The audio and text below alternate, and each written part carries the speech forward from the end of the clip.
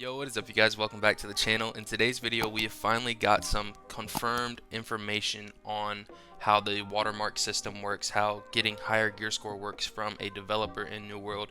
So I'll have this post linked down below in the description. This is a developer who has went ahead and it's dev blog is what he says, and he's just explaining how the watermark system works. It's pretty similar to what we were all saying a while back from the information from Dr. Lupo's stream when he was talking to developers, but it goes into more detail, and there's even some more information that we get in this one that can change the way that I'm playing, me personally, and I think it should change the way you play as well. So here we go.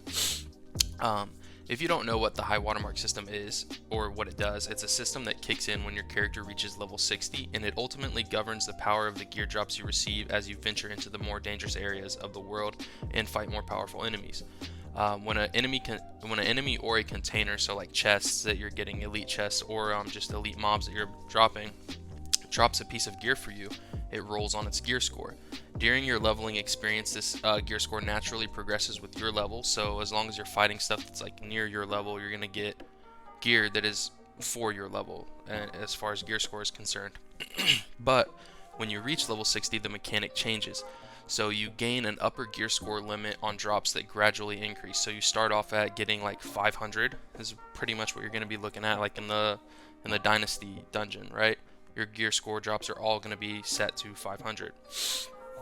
But as you continue to play and continue to kill mobs and loot elite zones, you're going to gradually see that your gear score is rising. So when you hit the level cap, basically that means you need to be farming these elite zones and you need to be farming these elite chests, and we'll go into more detail here soon. So let's see. Basically it's the same thing that we heard before. You're going to be getting drops and increase your gear score per item. So with armor, that's going to be each armor slot, your head, your armor, your chest, etc. Rings, and what I've found personally is that jewelry is a little bit more of a rare drop, so your jewelry is always going to lag a bit behind. Same with shields for whatever reason, and like my heads and my gloves and stuff are all at about 591. And for weapons, it's going to be per weapon slot, so you'll definitely notice that for whatever reason you're going to have some weapons that are like super low, some weapons that are super high, just because there's more weapon options than there are armor options. So I've personally noticed that I have like one weapon that kind of keeps up with my armor, and the rest of them are pretty low just because there's less of a chance that you're going to increase your gear score on the amount of weapons that are out there. So that's going to be a grind. Now this is the part where it gets interesting. Not all enemies and containers, including the event reward chests like the Outpost Rush and the Corrupted Portals, they're not all created equally. So while you always have a chance to see a high watermark increase when defeating a level 60 plus creature or searching a container in a level 60 plus area, each level beyond 60 has a soft upper limit on the likelihood of a high watermark increase.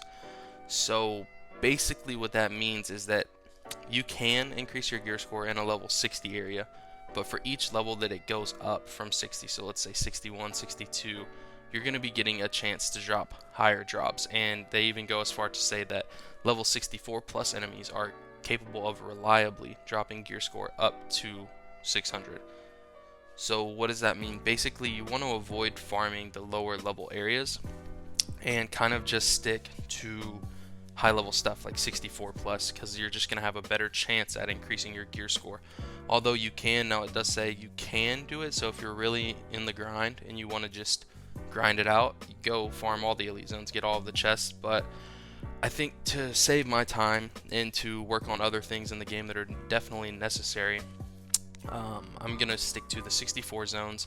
I'm going to grind those, and I'm going to grind those hard. Now the system isn't fully random. I like that they added this in here. Each time you defeat a level 60 plus enemy and don't receive a gear item that increases your watermark, you have a slightly more likely chance to increase the next time you kill one. So let's say you drop like 3 elite bosses that you don't get a gear score increase.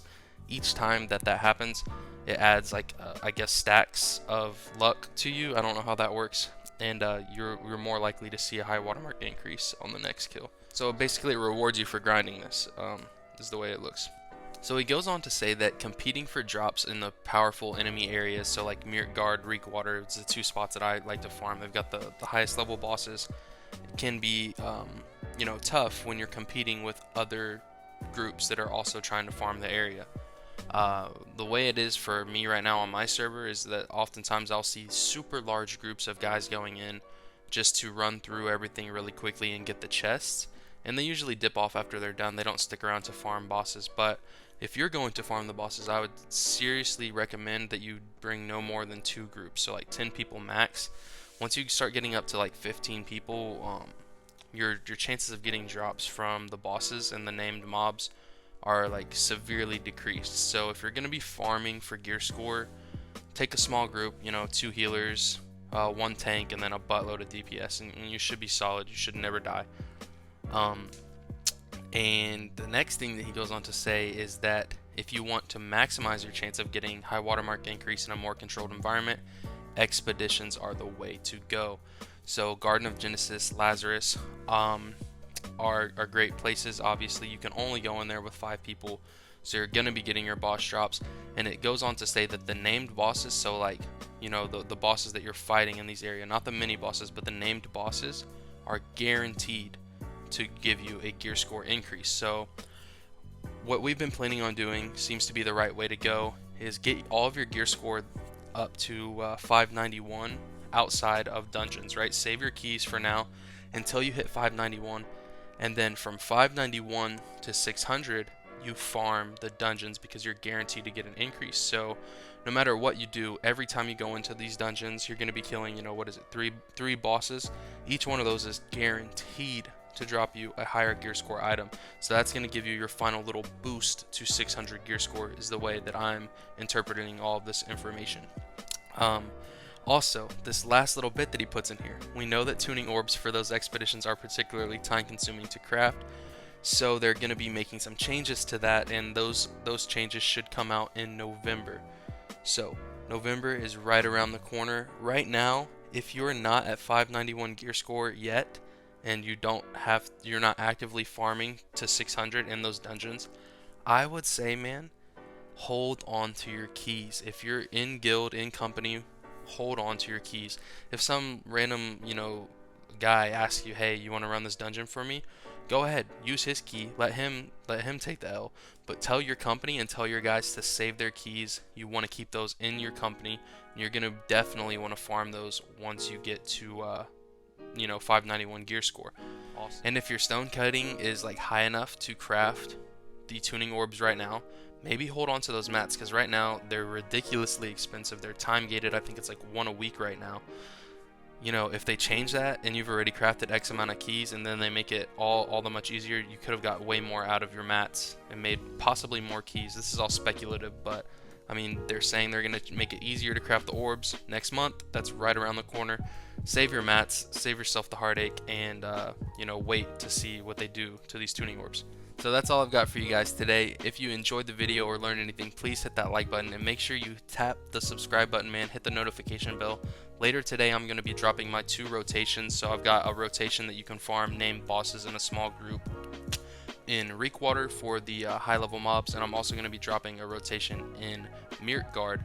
So this is just the way to optimize your experience. Hit these bosses on cooldown over and over and over, skipping the hard mobs and stuff, and it's going to make your gear score grinding experience a lot easier. So make sure you subscribe, and I hope you guys have a great rest of y'all's day. Peace.